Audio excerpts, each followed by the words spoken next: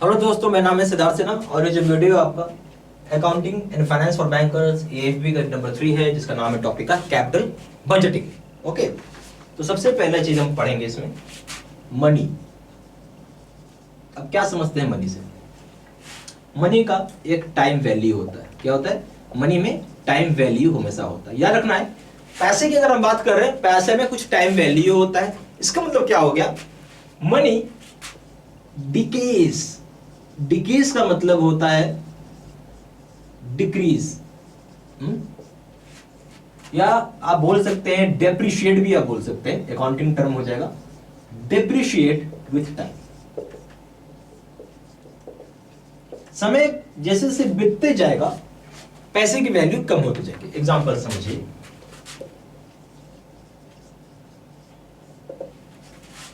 Example समझिए। एक pen था, मुझे ये मार्कर पेन चाहिए, ठीक है, तो मैं एक पेन खरीदना चाह रहा हूं। मैंने एक पेन खरीदा था 2010 में, फिर 2015 में, फिर 2020 में, और अभी मैं 2025 में हूं, ठीक है, तब मैं पेन खरीद रहा हूं। तो पता चल रहा है पेन का दाम जब इसको खरीदा तो समय 5 रुपए था, फिर बढ़ के यहाँ पे आप कर लीजिए 8 रुपए हो गया, फिर यहाँ हो गया 12 रुपए, और पता चला यहाँ हो गया 20 रुपए। एक ही पेन का दाम समय के साथ कितना चेंज हो रहा है। पेन तो वही मिल रहा है ना, आप एक ही पेन खरीद रहे हो। 2010 में 5 रुपए में खरीद सकते थे, 2010 में 5 रुपए में, 2018 में 15 रुपए, 2020 में 12 रुपए, 2025 में 20 रुपए का आपको पेन का दाम कितना पैसा चुकाना पड़ रहा है, यानी उसकी पैसे की वैल्यू कम हो रही है। पहले कम रुपए में एक पेन आ रहा था, ज्यादा रुपए देके सेम पेन खरीदना पड़ रहा है आपको, ठीक है।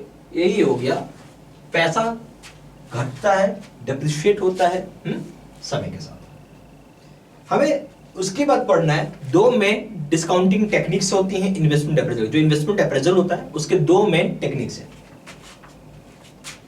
हम बोल सकते हैं टू मेन डिस्काउंटिंग। देखिए, जब भी कुछ हम इन्वेस्टमेंट करती है बैंक क्या इन्वेस्टमेंट है? बैंक लोन देती है। बैंक जब भी लोन देगी तो बैंक के लिए इन्वेस्टमेंट है।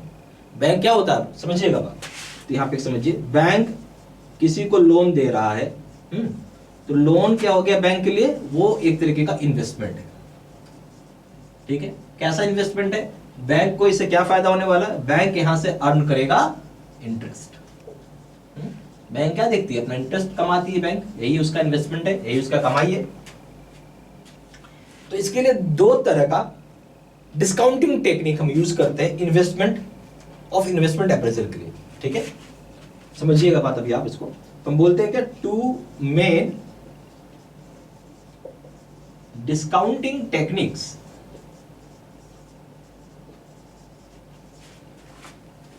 Of investment appraisal.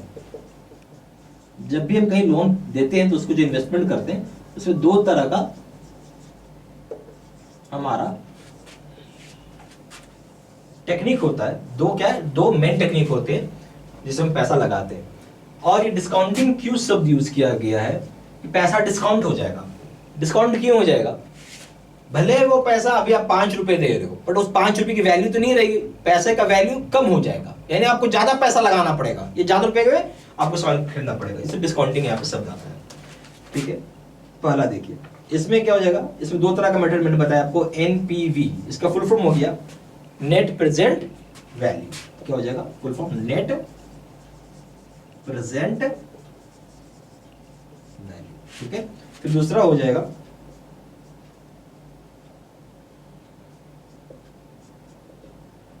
आपको बोलते हैं हम लोग IRR, इंटरनल रेट ऑफ, इसका नाम क्या हो गया? रिटर्न, ठीक है। इसको हम लोग बोलते हैं IRR, ठीक है। हम इन दोनों टेक्निक के बारे में पढ़ना होगा, अभी हम लोग इसको पढ़ते हैं, ठीक है। सबसे पहले हम लोग एनपीवी पाते हैं।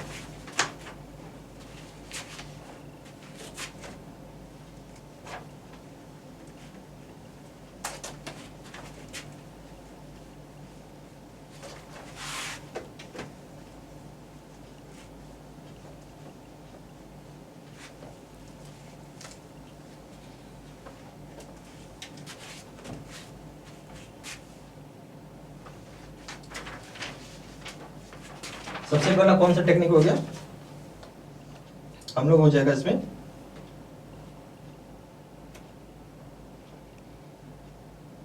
NPV method.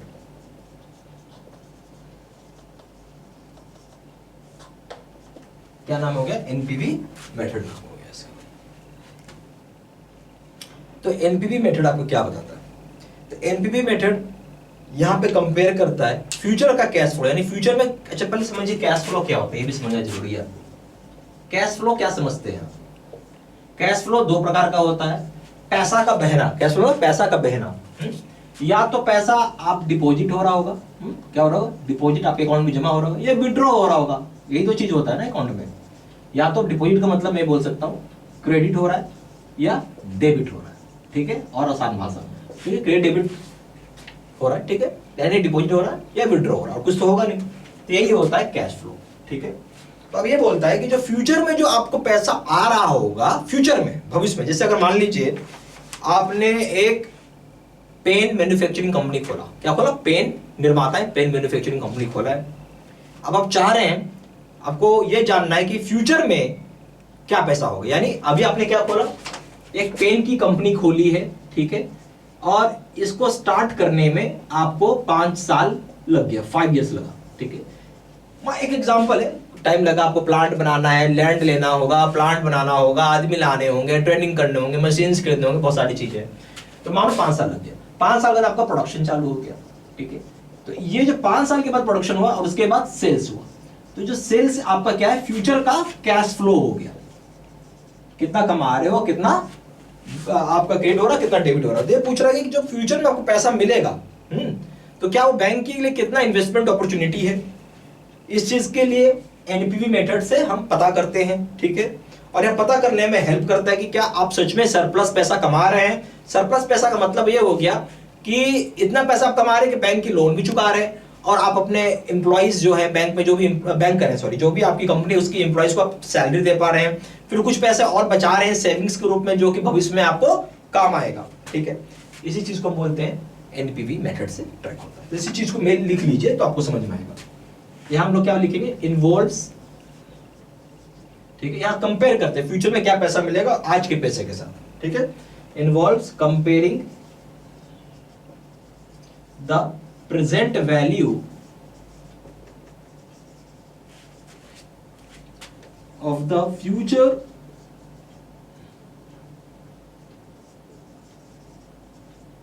Cash flows of an investment opportunity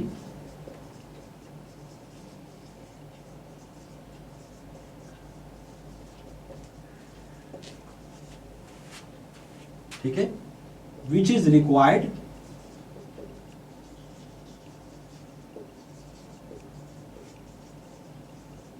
to frame opportunity, to frame the opportunity, ठीक है। In this way,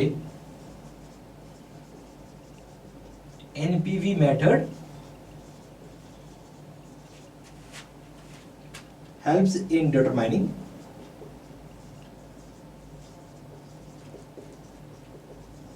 the investment opportunity.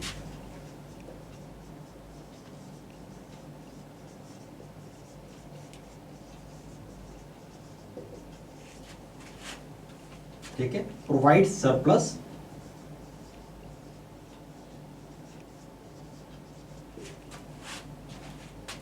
when cash flow is measured in present term.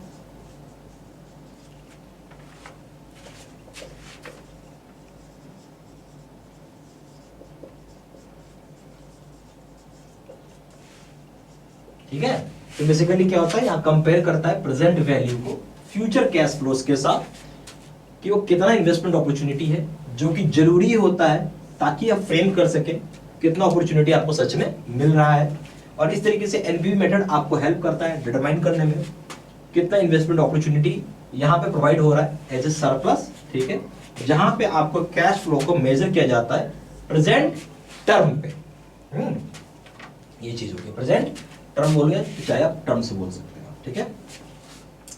ये सारी पॉइंट्स प्लीज आप लिखते चलिए, ठीक है।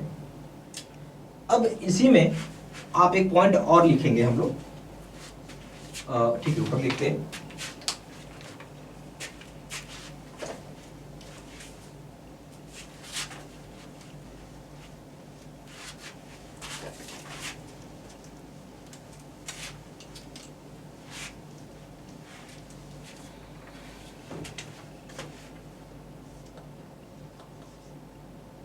ठीक है, इसमें एक पॉइंट नंबर 4 कर लेते हैं।